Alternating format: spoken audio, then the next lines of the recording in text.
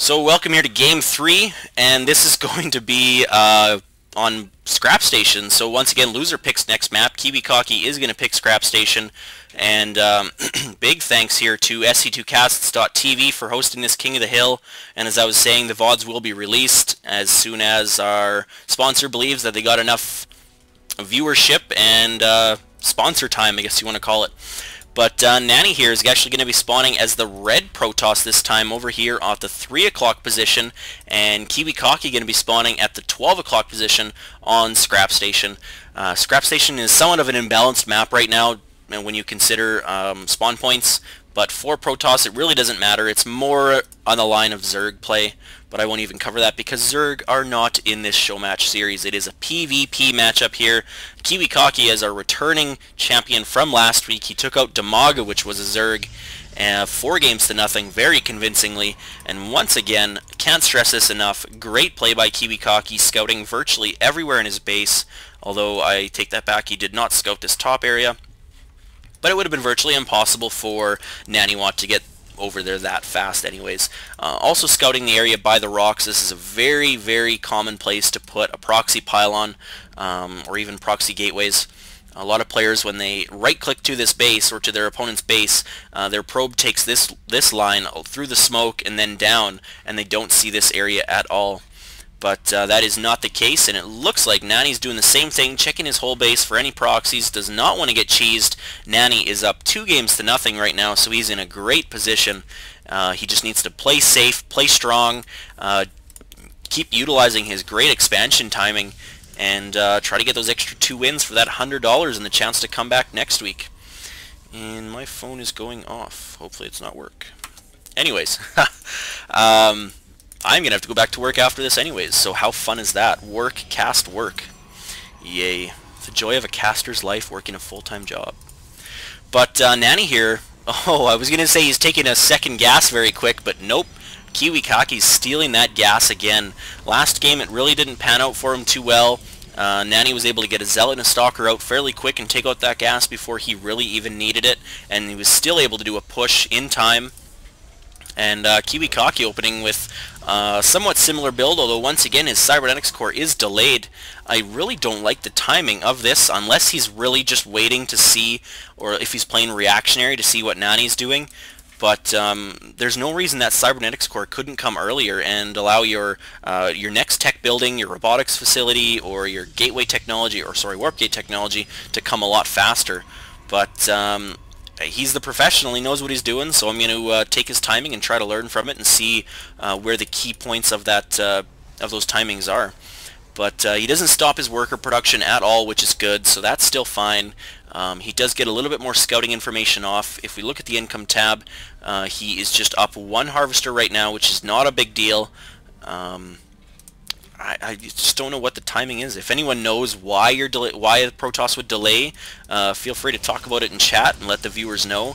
But a very fast 4 warp gate tech here coming, chrono boosting the cybernetics core, and it looks like he's got a probe here, which will probably be allowing him to make a proxy pylon either here, up here, or even sometimes on this ledge. But no, he's going to put it right by the back rocks. I do like this positioning because sometimes units will come through the smoke, see nothing in the smoke, and then come over here to the rocks, see nothing by the rocks, and then just come straight down. So a lot of players do miss this, but Kiwikaki is going to scout it with a Stalker scouting up this area. Of course, that is the best position to be able to see that, and it looks like Nani did let the pylon finish. I really don't like that. He probably could have canceled it. He would have got the under attack warning quite a bit before that pylon finished. And Kiwikaki doing the same thing, is choosing to put up a proxy pylon. Nani does see it, and he puts up his own proxy pylon almost right next to his opponent's. So this could lead to some very early aggression.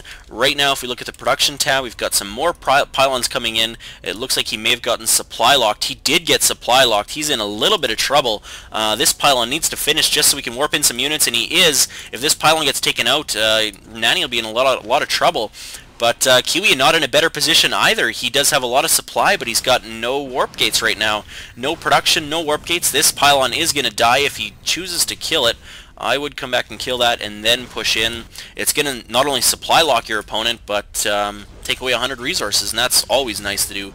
Free 100 resources is never a bad thing.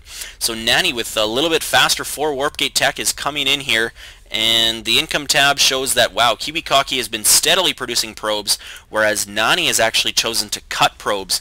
That is going to help his initial push. This initial first push that he's doing right now will be a little bit more powerful than Kiwikaki's, but since his proxy pylon is so far away, he's not going to be able to reinforce as fast, and Kiwi using some nice micro here just with stalkers, nothing else. He's got, well, two zealots, but they're going to get killed off pretty quickly, and it looks like Nani does have more stalkers right now. I believe he's got 8 to Kiwi's 5 right now. Kiwi warping in 1 more zealot, but he just really can't afford anything right now. He's got absolutely no more gas for stalkers. He did not take his second gas. Neither player took their second gas. They just chose to go straight up aggression. Nani is getting another proxy pylon here, taking advantage of a closer attack point. I'm curious if the income tabs changed much. No. Naniwa still trying to go all in here, has just completely stopped probe production, whereas Kiwikaki is continually rebuilding probes, and that's going to allow him to pull some probes off the line if he has to, or if he does fend off this attack, he'll be in a much better position for an expansion, but a couple late units being warped in is going to cause Kiwikaki's force to be a little bit smaller. Nani's stalkers are going to take out the zealots, but I don't know if he's in a better position right now. He does not have blinks, so he cannot recycle his units. That one stalker does go down. 4 more zealots warping in here in the smoke, and Kiwikaki's going to be caught a little bit off guard by that. His stalkers were a little bit too close for comfort, but he is now warping in some more units, and just constant 4-gate pressure from both sides. This is how PvP battles usually are, and it usually doesn't turn out to be that interesting, but both players, being very high skilled, are keeping this very close for a very long time.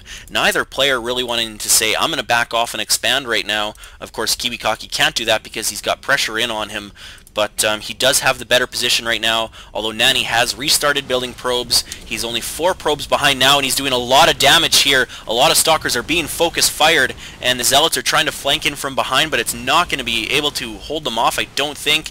There is 2 zealots left, 1 more zealot left here for Nani, and Kiwikaki's in a very terrible place. He's going to lose a couple pylons. It's not going to supply lock him, but it is going to take some resources away, and if he wants to get his army back up to high capacity, he's going to have to rebuild those pylons. A couple probes coming off the line to try to hold the attack off, but Kiwikaki is not able to. Nani is putting pressure on, and Kiwikaki, GG's.